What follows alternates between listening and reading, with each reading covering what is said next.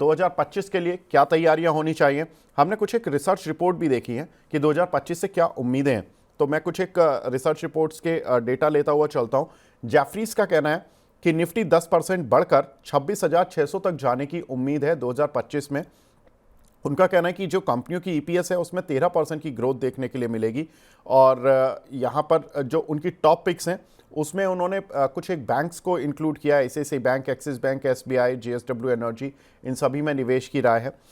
फिर गोल्डमैन सैक्स कहते हैं कि अगले 3 महीने में निफ्टी 24,000 तक चला जाएगा। ये तो हम ज़्यादा दूर भी नहीं है, तो 1-2% का ही वो रिटर्न एक्सपेक्ट कर रहे हैं, यानी कि उनको नहीं लग रहा है कि अगले 3 महीने में मार्केट कुछ बड़ा कमाल करने वाला है। लेकिन उनको लगता है कि अगले 12 महीने में करीब यानी कि दिसंबर 2025 तक निफ्टी जो होगा वो 27,000 तक चला जाएगा। तो ये बिल्कुल जेफरीज के जो टारगेट हैं उसके आसपास ही हैं।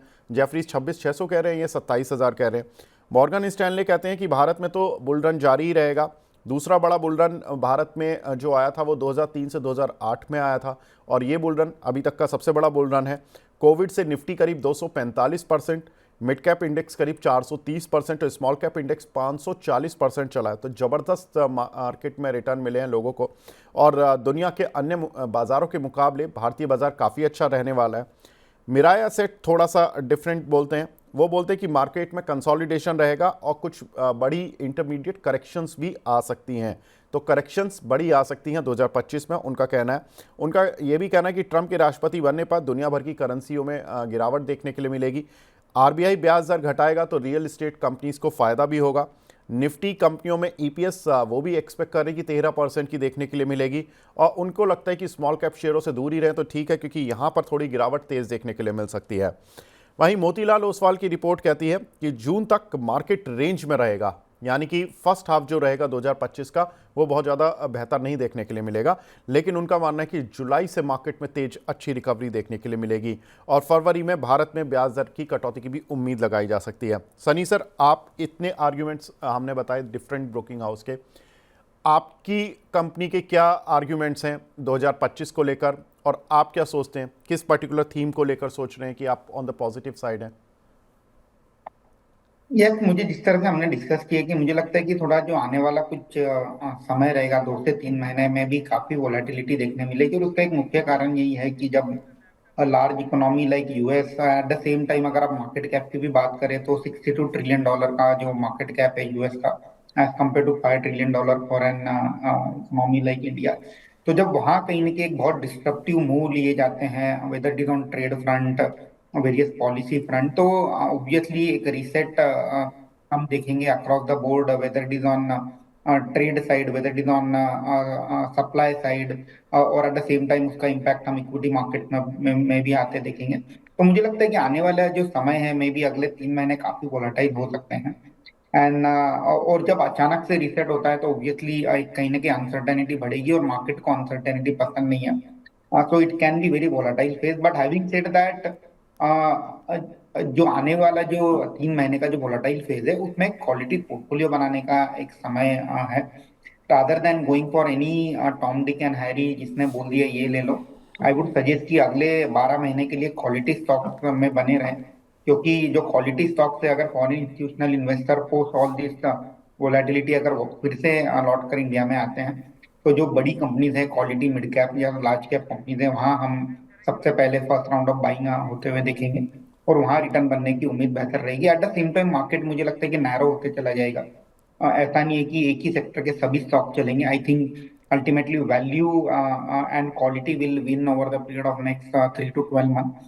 सो क्वालिटी और वैल्यू बाइंग पे फोकस करनी है, rather than going for stock which is growing at rapidly but trading at an expensive valuation. तो थोड़ा सा वैल्यूएशन और जो ग्रोथ है उस पर भी फोकस करना चाहिए। तो again market will be very narrow and it's stock specific activity हम देखेंगे आगे जा करके। डोमेस्टिक फोकस बिजनेसेस मुझे लगता है कि रिलेटिवली थोड़े बेटर प्लेस हैं, rather than focusing on companies which are relying predominantly on export markets like US and Europe. तो let's see how the policy जो है, अल्टीमेटली ट्रम्प साहब की जो पॉलिसी है, वो एक काफी इंपॉर्टेंट पैरामीटर रहेगा अगले 2 से 3 महीने में, और ये दुनिया भर में इसका इम्पैक्ट हम अक्रॉस द बोर्ड देखें। बिल्कुल। तो सर, आप निफ्टी का टारगेट क्या लेकर चल रहे हैं 2025 के लिए? अगेन निफ्टी के टारगेट को लेकर मैं कोई गेस नहीं करना चाहूंगा, but if I take a very simple logic की जो निफ्टी 50 की जो ईपीएस है तकरीबन 1100 रुपए की हम देखते हैं अगले एक साल में आने वाले समय में। और अगर हम देखते हैं कि अगर 20 का मल्टीपल अगर मैं लेके चलता हूँ 1100 रुपए के ईपीएस को, तो again I feel that the downside is restricted to close to 22,000 level. तो मुझे नहीं लगता है कि नेक्स्ट वोलेटिलिटी 22,000 का लेवल हम टूटते हुए देखेंगे। ऑन अपसाइड अगर मैं यही मल्टीपल को मैं मान के चलता हूँ कि क्लोज टू 22 या 23 टाइम जो है अपर रेंज में वहां चली जाए, तो मुझे लगता है कि 25,500 26,000 that is a level that can be seen. Again it is a function of an earning कैसे पैन आउट होती है। हमने देखा कि सितंबर क्वार्टर में काफी सारे कंपनी में अर्निंग डाउनग्रेड का एक फेज हमने देखा।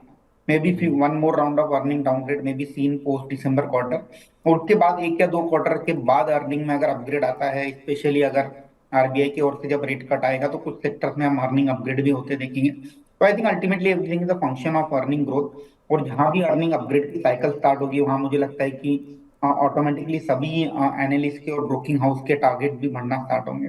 तो at a current juncture, I feel downside is limited till 22,000 on Nifty, and on upside maybe 25,500, 26,000 is a cap, at least for next 3 to 6 months.